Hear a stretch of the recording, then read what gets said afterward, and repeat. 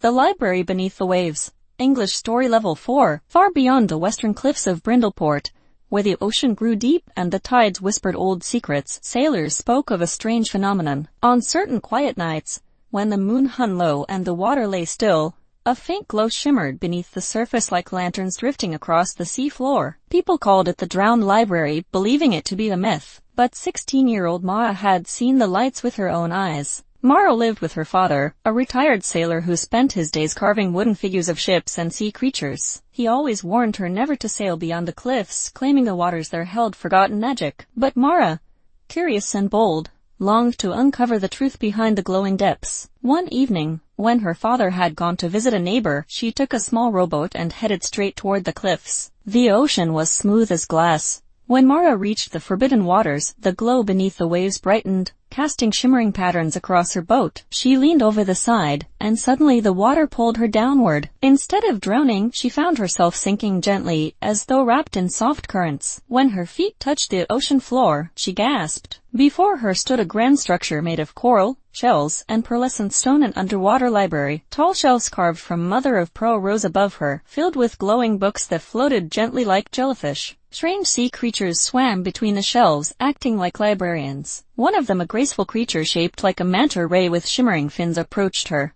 It spoke not with sound, but with pulsing waves of light that formed words in her mind. The creature introduced itself as Neril, guardian of the Drowned Library. It explained that the library stored memories, not written by people but by the ocean itself. Every storm, every shipwreck, every tear cried into the sea became a glowing book in the library. But something was wrong. A powerful memory, one filled with grief, had broken free from its binding. If it spread, it could turn the sea violent, stirring endless storms. Neril asked Mara for help. Because she was human yet fearless beneath the waves, she could enter chambers that sea creatures could not. Mara agreed, though fear tightened her chest. The guardian led her through the glowing aisles until they reached a cracked shelf where a book pulsed angrily, spilling dark currents into the water. Mara touched it carefully and was pulled inside the memory. She found herself aboard a sinking ship, surrounded by panicking sailors. Lightning cracked through a stormy sky. In the chaos, Mara noticed a young sailor clutching a wooden toy ship exactly like the carvings her father made. Understanding washed over her. This memory belonged to her father. Long ago, before she was born, he had survived a terrible shipwreck that claimed the lives of his closest friends. The grief he never spoke of still lingered in the sea. Mara approached the memory of her father,